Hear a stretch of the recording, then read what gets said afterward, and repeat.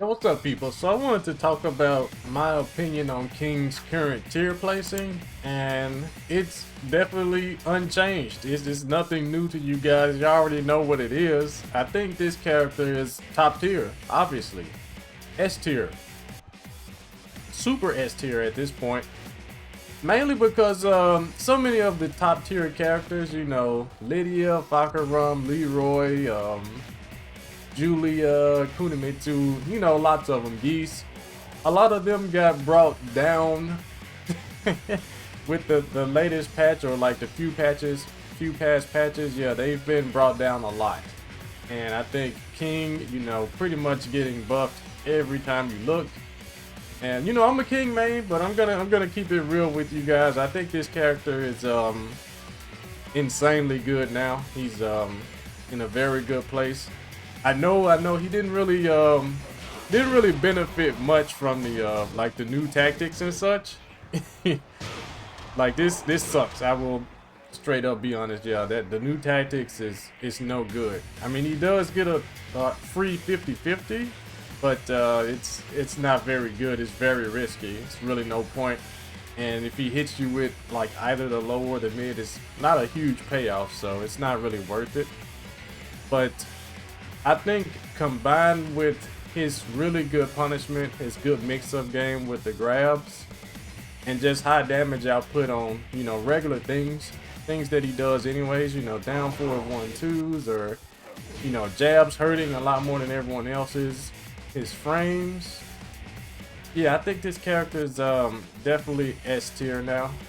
I think he's always been, but like, the step has to be put on it now. It's like no excuse now for anyone who has even a little bit of reasoning and, you know, character analysis. Yeah, you should be able to look at King now and tell he's like super S tier now, like really.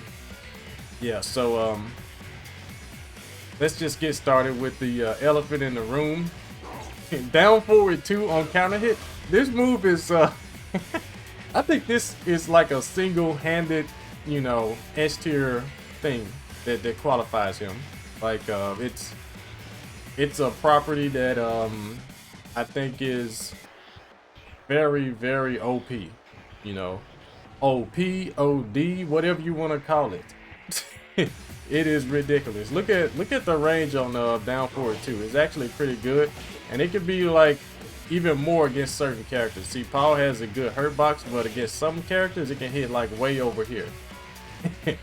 And he still gets the same properties on counter hit. Of course, you know, you can get counter hit down forward 2-1 into like people's elbow, stuff like that, but the biggest thing is that burning knuckle. That is absolutely ridiculous.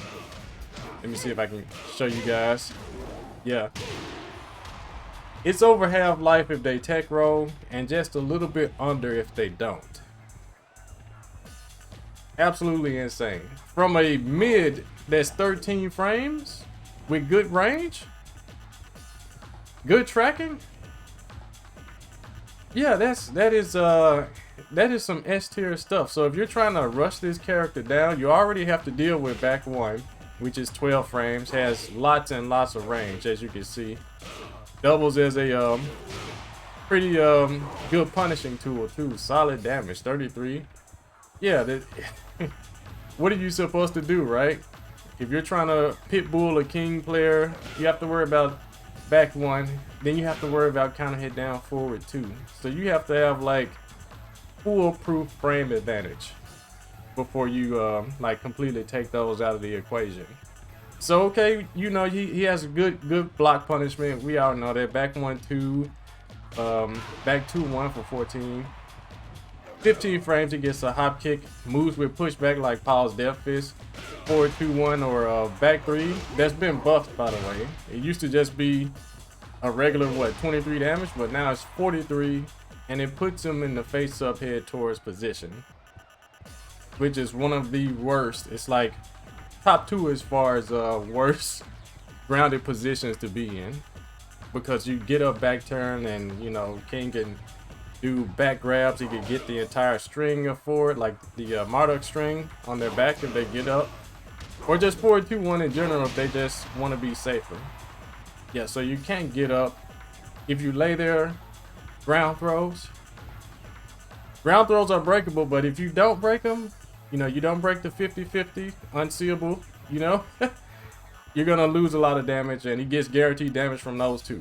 So yeah, the character is ridiculously good, and obviously, like, he has backwards jaguar step to deal with people approaching him, so you have to approach him with caution. You know, you already have to worry about back ones, you have to worry about him meeting you halfway with, you know, 4-4-1 push, 4-4 neutral 2, and this all circles back to like stuff he does anyway. He has a lot of moves that have multiple functions to get him good damage. 4-4 neutral 2, good approach tool, good low in general, counter hit, huge damage, puts him in that good position, easy run up mix up with, you know, Shining Wizard, anything. Running 3 is been buffed, by the way, +3 now on hit. It's really good. It gets guaranteed convict kick. Yeah, I just think he has a lot of tools now. He has really good mids, really okay lows. I would say his lows, like in season 1 compared to now, it's like almost night and day. Remember season 1, this was actually launch punishable, and since season 3 it's not. So -14, a few characters can still launch it, but even still they have to be like frame perfect with it, obviously, or else he could block it and punish them. But yeah, he's got that, and a few other, you know, substantial buffs. And let's not forget about his rage.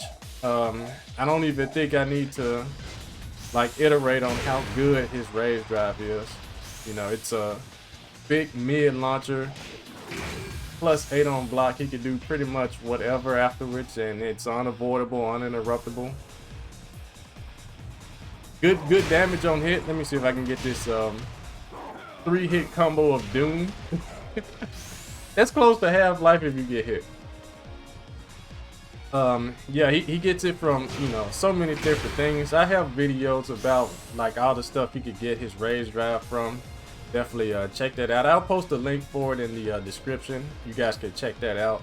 Why I think he has the best rage drive. I've been over this plenty of times. Yeah, his rage drive and just rage mode in general. You know, grabs doing more damage. You know, this muscle buster is usually 50, right?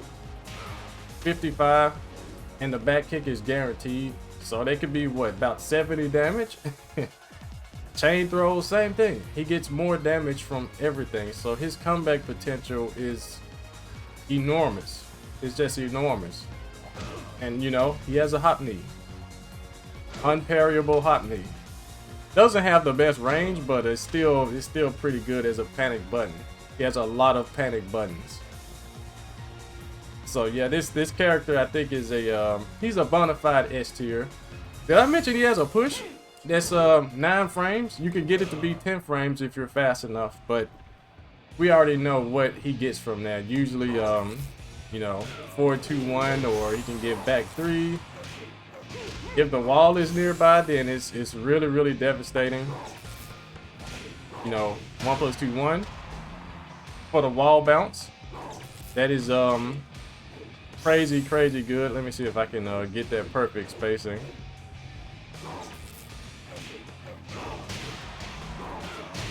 Yeah, really good damage from that.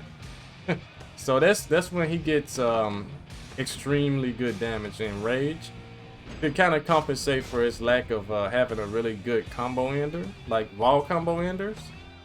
But it's still, there's just so much to this character that is like strong. He has so many different ways to get damage, besides the, you know, the style of Tekken, the meta of Tekken that everyone seems to over exaggerate, which is just having 50-50s.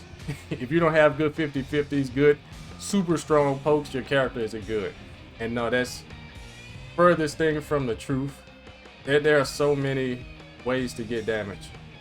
You have to factor in punishment, with punishment, ways to set up with, you know, opportunities, on top of mix-ups, on top of having a complete throw game, who happens to have the best throw game on Tekken.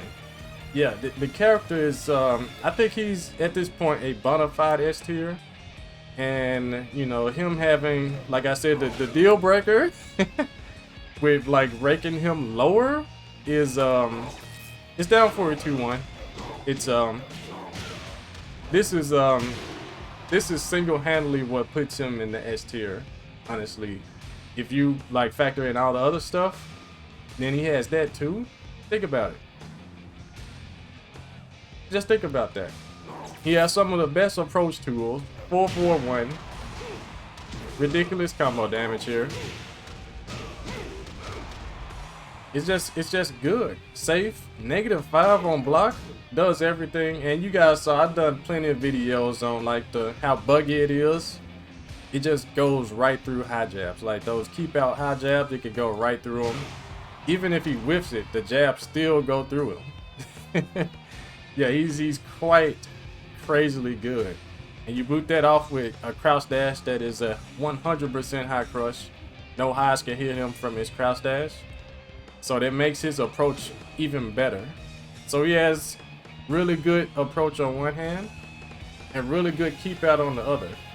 And you combine that with all those good counter hit tools, excellent punishment, a real ambiguous throw game, stuff like Shining Wizard and giant swing mix-ups, crouch dash multis, Jaguar step. Yeah, he's amazing. He's an S tier character now. And you guys let me know in the comments. Just let me know what you think. Do you guys agree?